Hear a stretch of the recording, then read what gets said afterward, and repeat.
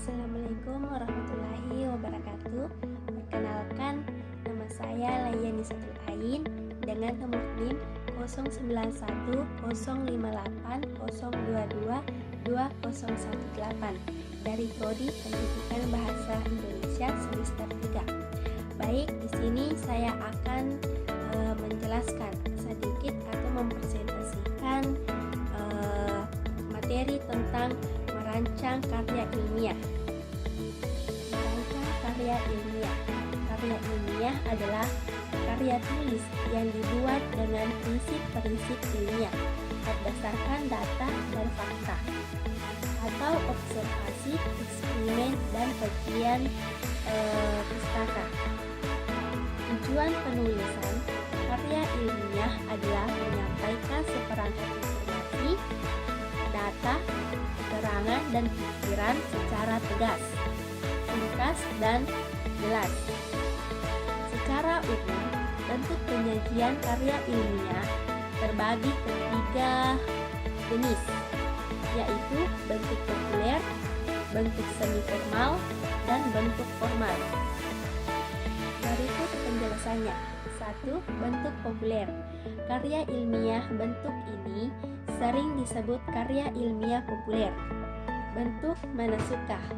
Karya ilmiah bentuk ini bisa diungkapkan dalam bentuk karya ringkas. Ragam bahasanya bersifat santai atau populer. Karya ilmiah populer ini dijumpai dalam media massa seperti koran atau majalah. Yang kedua, bentuk semi formal. Secara garis besar, karya ilmiah bentuk ini terdiri atas 1. Halaman judul, 2. Kata pengantar, 3. Daftar isi, 4. Pendahuluan, 5. Pembahasan, 6. Simpulan, dan yang terakhir 7. Daftar pustaka. Yang ketiga atau yang terakhir yaitu bentuk formal. Karya ilmiah bentuk formal disusun dengan memenuhi unsur-unsur kelengkapan akademis secara lengkap seperti dalam skripsi, tesis, atau disertasi.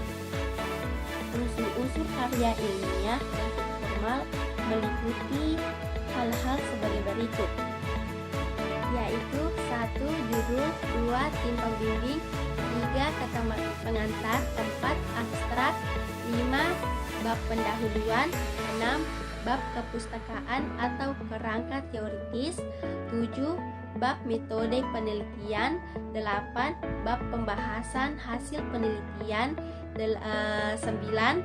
Bab simpulan dan rekomendasi, 10. Daftar pustaka, 11. Lampiran-lampiran, dan yang terakhir 12. Riwayat hidup.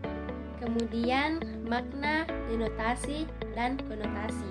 Makna denotasi adalah makna kata yang tidak mengalami perubahan sesuai dengan konsep asalnya. Metode denotasi disebut juga makna lugas karena kata itu tidak mengalami penambahan makna. Adapun makna konotasi adalah makna yang telah mengalami penambahan. Tambahan-tambahan itu berdasarkan perasaan atau pikiran seseorang terhadap suatu hal. Nah, kemudian karya ilmiah yang menjadi bahan untuk diskusi lazim disebut dengan makalah.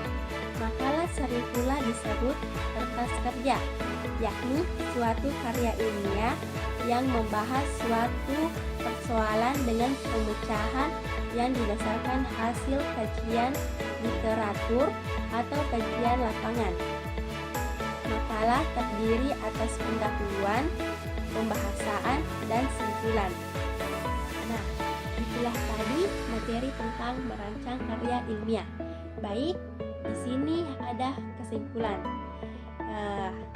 yaitu kesimpulan dalam merancang karya ilmiah adalah tahap penting yang menggambarkan hasil penelitian dan temuan yang telah dilakukan.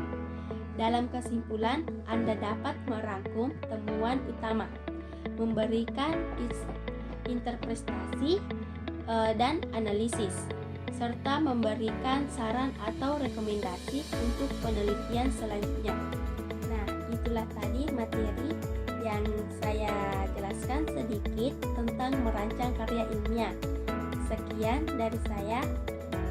Terima kasih. Wassalamualaikum warahmatullahi wabarakatuh.